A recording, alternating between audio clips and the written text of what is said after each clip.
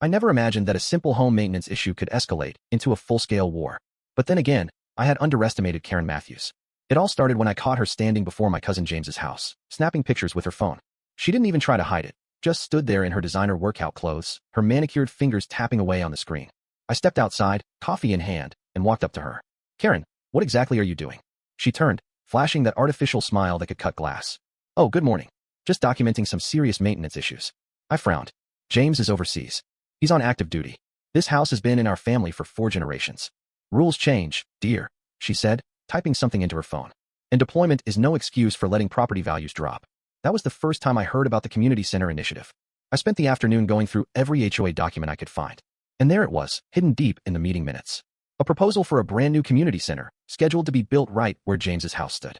A week later, James's mailbox was flooded with violation notices. Non-compliant mailbox height. Unauthorized paint color. Overgrown hedges. One after another, ridiculous infractions designed to force his hand.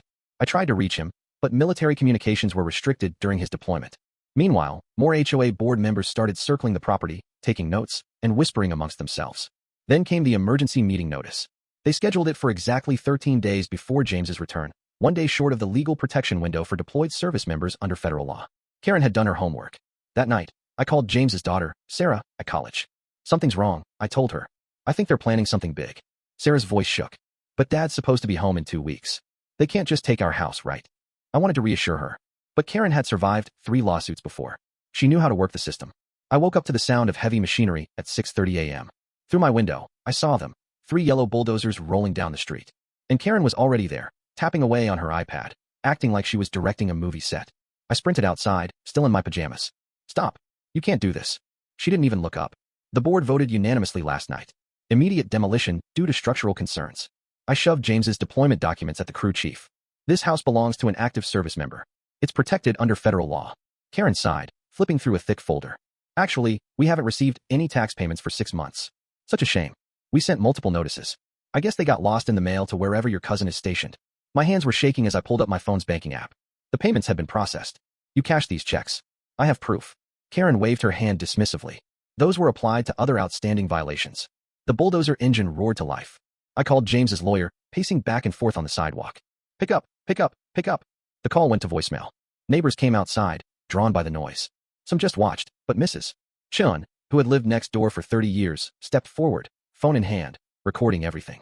I remember when James's grandparents built this house, she said loudly. The whole neighborhood helped. Karen shot her a glare. Then my phone rang. James. Hey cousin. You'll never believe this, but I caught an early flight. Just landed at the airport. Thought I'd surprise everyone. My stomach twisted as I watched the bulldozer inch toward the front porch. James, my voice cracked. You need to get here. Now.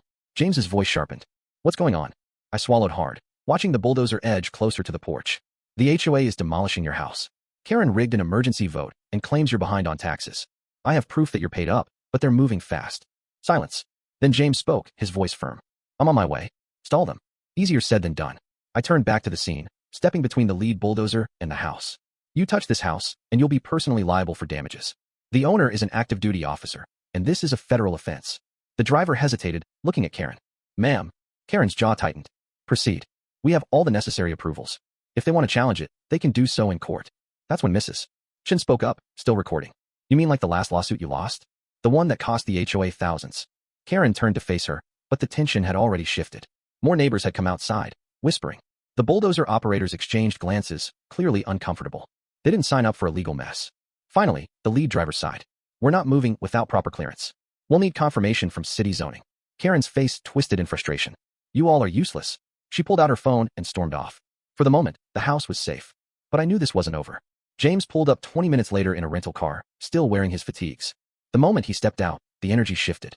Even Karen hesitated, watching as he strode toward her. Captain James Turner, United States Army, he announced, holding up his deployment papers. Who's in charge here?